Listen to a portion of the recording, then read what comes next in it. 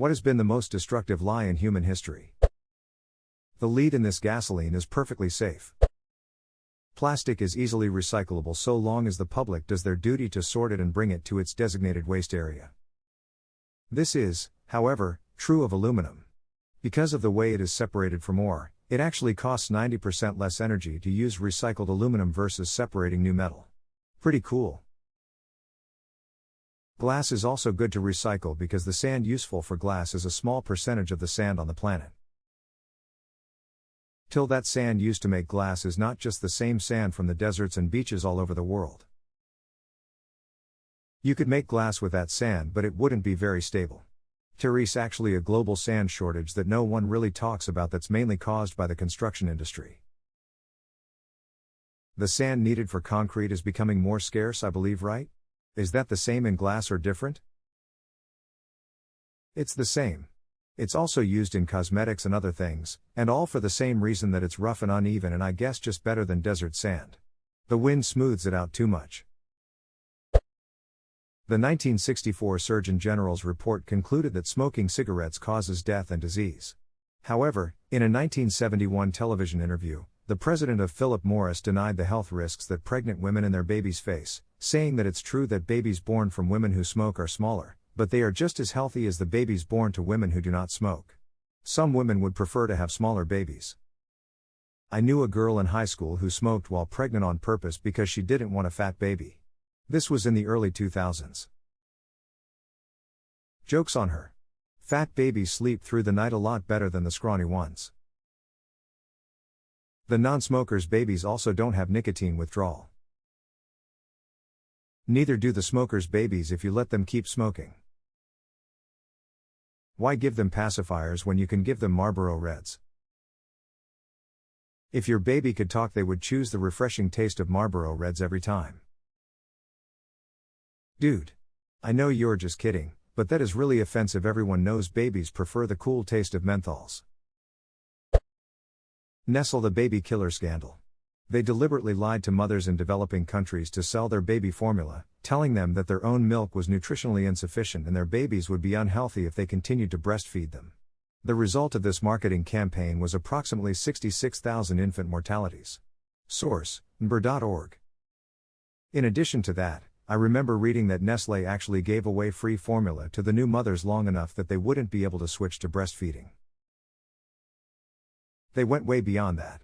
They dressed people up as doctors and had them stand at the hospital and hand out just enough free formula to disrupt the new mother's milk supply.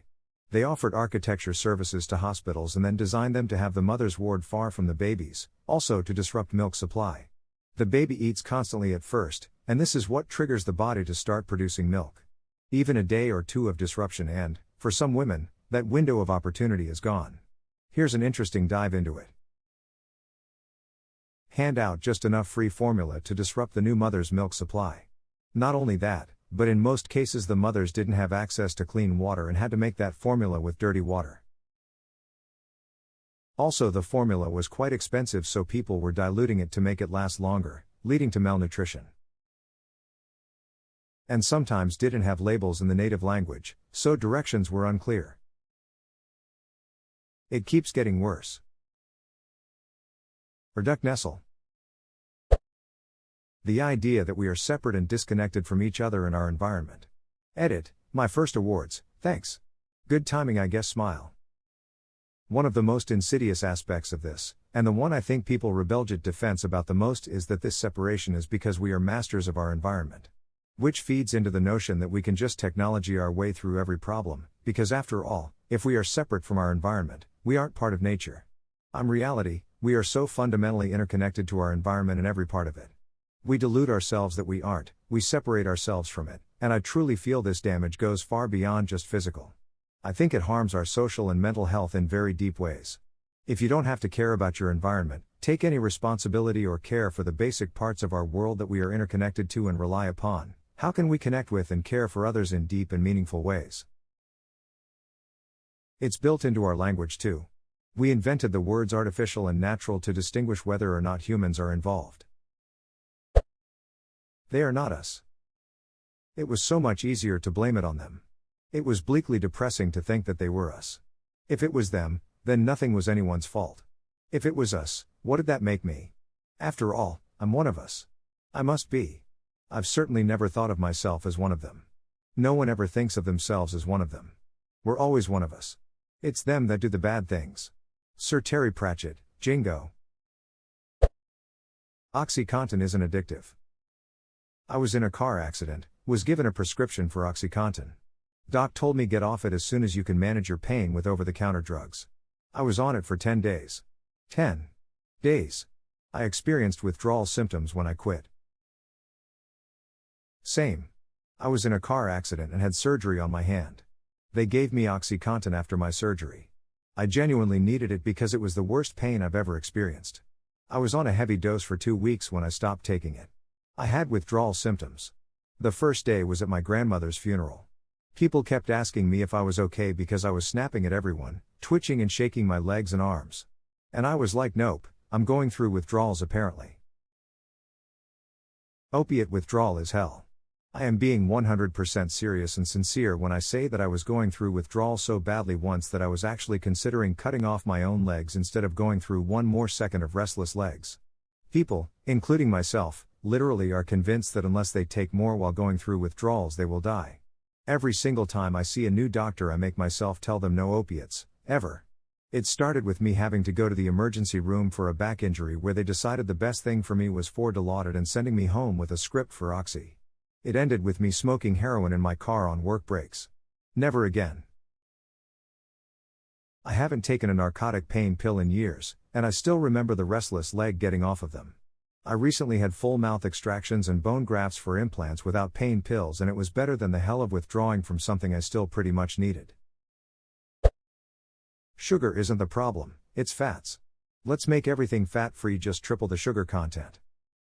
Yeah, this one gets me pretty upset. Just a straight-up lie. And it's alive and well today. People that were totally lied to by the sugar industry back in the day grew up unhealthy, and now they're passing the lie on to their kids. Well, you can't blame them. They lost all their critical thinking skills from the lead poisoning.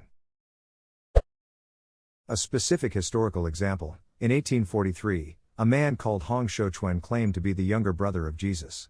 This led to him starting the Taiping Rebellion, which caused the deaths of between 20 million and 70 million people. Then again, he probably believed it, so it might not count as a lie. Chinese history is ducking wild. The shit that happens always ends up getting 10 million plus people killed. It's how you get incredibly gruesome massacres like the Sichuan massacre. I won't invade Czechoslovakia. Duck Anthony Hopkins. Duck Alfred Hitchcock. Duck Aldous Huxley. Duck Alison Hightower. Cigarette smoking is no more addictive than coffee, tea, or Twinkies. James W. Johnston. Even if it was just as addicting as Twinkies, who in the right mind thinks that's a good thing? Big Twinkie, that's who. Big Twink's been creaming me my whole life. I'm guessing the U in your username is a typo. Thomas Midgley and General Motors lying that exposure to tetraethyl lead is harmless. Tetraethyl lead was a gasoline additive present in all gasoline sold in the US until it was banned in the 70s. Almost every child growing up from 1920 to 1970 had lead poisoning to some degree. Entire generations grew up with their minds being poisoned, unable to reach their potentials because of him. Not to mention the secondary effects, lead exposure is associated with criminal behaviors. Same guy also created Freon, which caused the hole in the ozone layer. An environmental historian said that Thomas Midgley had a more adverse impact on the atmosphere than any other single organism in Earth's history. His death story is crazy and poetic. In 1940, at the age of 51, Midgley contracted polio, which left him severely disabled. He devised an elaborate system of ropes and pulleys to lift himself out of bed. In 1944, he became entangled in the device and died of strangulation. I find it incredibly coincidental that this is the second time today I've seen this fact. He'll do it tomorrow. Never put off until tomorrow that which can be put off indefinitely. Never stand when you can sit, and never sit when you can lie down.